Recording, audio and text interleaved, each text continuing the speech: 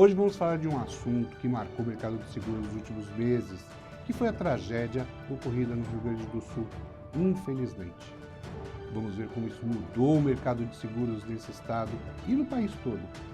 Bom, para isso vamos conversar com Guilherme Bini, presidente do Sindiceg Rio Grande do Sul, e com Francisco Galiza, que é o nosso consultor econômico.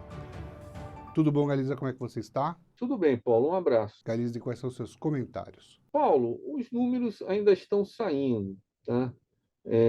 Mas acredito que as projeções só vão se confirmar mesmo quando daqui a 2, 3 meses, tá?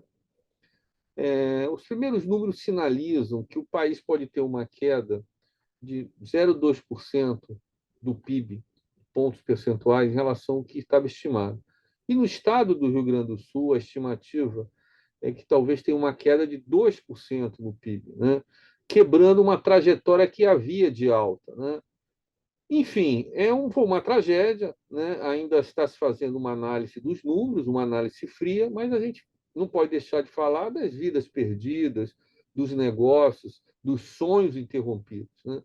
Então, a conversa aqui com o Guilherme hoje vai ser bem oportuno, porque ele vai poder fazer um depoimento não apenas do mercado de seguros em questão da região, mas do que aconteceu de fato em loco no estado do Rio Grande do Sul nesses últimos meses.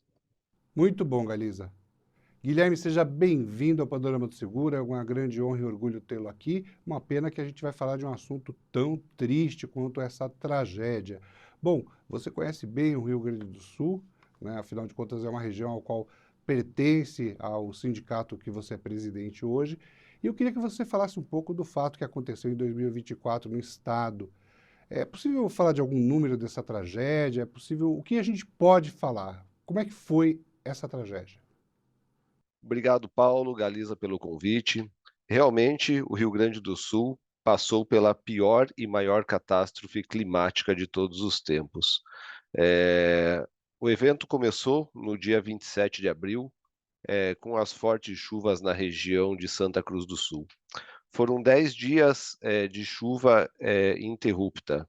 E essas fortes chuvas acabaram sobrecarregando os rios da região do Taquari, Vale do Caí, Rio Pardo, Jacuí, Sinos e Gravataí. Esses rios, com excesso de chuva, eles transbordaram e a água acabou invadindo municípios que foram muito difundidos, como Roca Sales, Mussum, Lajeado, Estrela. E esse grande volume de água acabou descendo para a região de Porto Alegre. Toda essa água acabou chegando na região do Guaíba. E foi aonde Porto Alegre foi fortemente afetada. A população, nesse momento, é, a água começou a subir muito rápido. Quando a água chegou em Porto Alegre, a água estava subindo, em média, 10 centímetros, 20 centímetros por minuto. Era algo muito rápido, muito forte. E o sistema de barragem em Porto Alegre acabou não funcionando.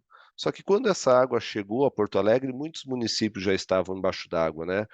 Ao outro lado, para quem não conhece Porto Alegre está do lado esquerdo da bacia ou da lagoa do Guaíba, que ela é uma lagoa, e do outro lado, nós temos a região de Eldorado e a cidade de Guaíba, que estavam totalmente embaixo d'água. E nós temos aqui um efeito climático, né, que para essa água transbordar para a Lagoa dos Patos e sair para o oceano, tem uma série de fatores. A maré no oceano tem que estar baixa, o vento tem que estar favorável para escoar essa água, e nada disso estava acontecendo. Então, as águas vieram da serra, começaram a encher o Guaíba, e esse momento com que teve o maior alagamento na região de Porto Alegre. Com isso, os impactos foram muito grandes, né? Foram 476 municípios afetados, praticamente 85% da região do Rio Grande do Sul ficou abaixo d'água. Foram mais de 2 milhões de pessoas afetadas, mais de 170 vítimas fatais, desaparecidos, feridos, pessoas em abrigo, desalojadas. Então, foi uma catástrofe para o Estado. Tivemos uma união muito forte da população para auxílio às vítimas do Rio Grande do Sul, e nos últimos dias, a água que tinha baixado voltou a chover, né? Há uma semana já chovendo, a água volta a subir porque muitas cidades estão passando por um momento onde as famílias começaram a voltar para suas residências, tiveram que fazer a limpeza das suas casas, então não sobrou nada nas casas, móveis, tudo que eles tinham acabaram indo para as ruas com excesso de chuva, acabou entupindo os esgotos, então o solo está sobrecarregado, ele está encharcado, não drena mais a água, sistema de esgoto entupido, essa água também não tem mais evasão, então a água volta a subir em algumas regiões de Porto Alegre, do Rio Grande do Sul. Mas foi um momento muito complicado para a população, para todos os moradores aí do Rio Grande do Sul. Pois bem, Guilherme, agora vamos falar um pouquinho sobre o setor de seguros. Qual foi a reação do setor segurador em relação a tudo isso? E, na sua visão, quais serão as consequências no futuro gaúcho em meio a essas catástrofes? Isso no médio prazo, no longo prazo? As seguradoras atuaram de forma muito rápida no Rio Grande do Sul. As nossas associadas enviaram equipes de reforço de outros estados, Santa Catarina, Paraná, mandaram equipes de peritos, empresas prestadoras, né, os próprios empresas de guincho, vistoriadores. Houve um movimento muito forte das seguradoras para atender a sociedade, de forma geral, e também seus segurados. É bem verdade que no primeiro momento a maior preocupação das seguradoras, do governo, era salvaguardar as pessoas, as vítimas. Não era um momento para nós atuarmos ainda com remoção de veículos, com atenção ao segurado, mas as seguradoras já estavam de pronto. Aonde era possível as seguradoras atuarem, né? Em alguns municípios onde a água acabou baixando antes, as seguradoras já estavam mandando seus peritos e guincheiros. As seguradoras fizeram, no mês 5, uma ação muito forte para os segurados, inibindo o cancelamento de apólices por inadimplência nesse período, entendendo o que os nossos segurados estavam passando naquele momento, que não era um momento que as pessoas tinham condições físicas e psicológicas para se preocupar com o pagamento de um boleto. Então, nós suspendemos as cobranças nesse período e retornamos na sequência e voltamos a apoiar essas famílias quando pudemos.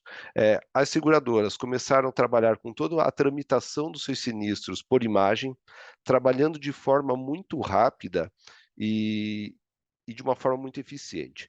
É bem verdade que quando a água subiu, ela afetou órgãos governamentais, o próprio Detran ficou sem sistema, então as famílias não tinham documento desses veículos, e como nós poderíamos apoiar essas famílias? Nós estávamos fazendo, em alguns casos, termos de adiantamento de pagamento, aonde o segurado mandava foto desse veículo, nós conseguíamos comprovar o bem sinistrado, fazíamos o adiantamento, e assim que o Detran voltou às suas funcionalidades, que o segurado podia nos encaminhar os documentos, nós seguimos com a indenização. Mesma forma aconteceu para os sinistros residenciais, empresariais. O agronegócio foi muito impactado na nossa região. Temos uma região fortemente agrícola, né? Então propriedades rurais, o próprio seguro agrícola foi muito prejudicado. Então as seguradoras trabalharam de uma forma muito forte. Dados nos mostram, né, que até dia 23 de maio já tinham 23 mil avisos de sinistros realizados, e na última atualização que a CNSEG fez em 18 de junho, já tinham passado de 48 mil avisos de sinistros. Hoje o mercado de seguros já tem, em valores de reservas para essas indenizações, mais de 3 bi e 800. Então, o mercado de seguros mostra a sua força e a sua importância, né? 3 bi e 800 voltando para a sociedade em forma de indenização, seja eles a indenização de um automóvel, de uma empresa podendo voltar às suas atividades, a reconstrução de lares, né? O nosso mercado mostra muito a nossa força. E isso também nos mostra um pouco, né, o olhar para frente. Como que o mercado vai se portar depois dessa catástrofe? Nós vivemos em setembro do ano passado já um momento muito parecido como esse, mas não com essa grandiosidade, o mercado de seguros começou a falar em mudanças, nós começamos a ouvir o governo falar em seguro de catástrofe, mas agora nós estamos vendo um movimento muito maior. Então, hoje nós já vemos, junto da CNSEG, junto de deputados estaduais, o próprio governo falando muito da importância de existir um seguro contra a catástrofe. E eu acredito muito que esse seguro vai existir. Então, esse movimento, o governo e confederação das seguradoras, essa união vai conseguir fazer com que haja um seguro como esse. E de outra parte, nós vemos também, o Rio Grande do Sul, para vocês imaginarem, é um dos estados que tem a maior penetração de seguro residencial no Brasil, já pela cultura de seguros que o estado tem. E nós vamos ver uma mudança de hábito na região sul, Santa Catarina e Paraná, que vão ter um aumento também pela procura da proteção, que não só do automóvel, mas sim das empresas e residências. E quem sabe também as próprias seguradoras vão começar a rever produtos. Eu acredito numa mudança de proteção no daqui para frente, né? Talvez os efeitos climáticos não são isolados. Se nós analisarmos os últimos 10 anos, todos os anos nós temos um efeito climático no Brasil. Já estamos pensando nos próximos efeitos que podem ter na região norte e nordeste, regiões que não tinham ventos superiores a 100 km por hora. Já se prevê isso para o próximo ano.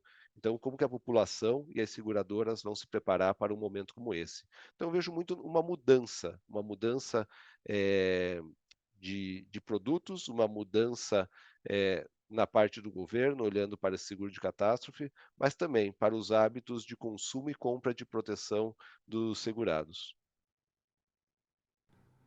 Pois é, Guilherme, tomara que isso se desdobre numa consciência maior da humanidade em relação à importância que a gente precisa dar para o clima, para o tempo e respeitar também a natureza, né? Esta edição do Panorama do Seguro está chegando ao final.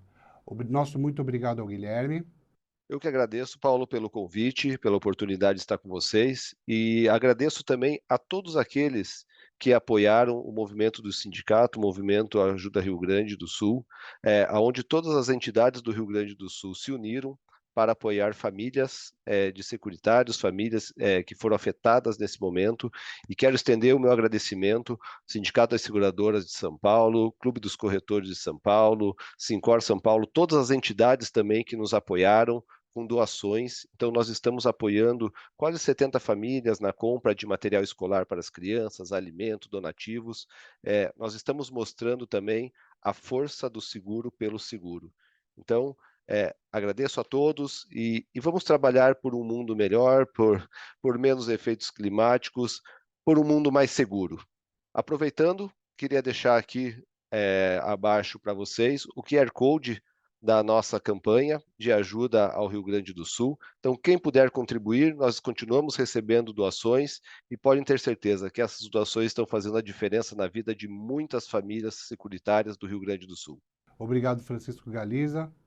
Paulo, pelo depoimento do Guilherme, é bom ver que o mercado de seguro deu um exemplo de muita humanidade e muito profissionalismo numa situação imprevisível e difícil para todos. Um abraço mais uma vez para o estado do Rio Grande do Sul nesse momento tão difícil, mas que vai ser superado, que a gente espera que um grande estado vai superar esses problemas. E dá um orgulho de fazer parte desse mercado que protege as pessoas, né? Que traz esse conforto numa hora tão difícil. Obrigado a todos que assistiram ao programa. Espero por você na próxima edição. Por favor, continue nos enviando seus comentários, críticas ou sugestões por e-mail ou por WhatsApp.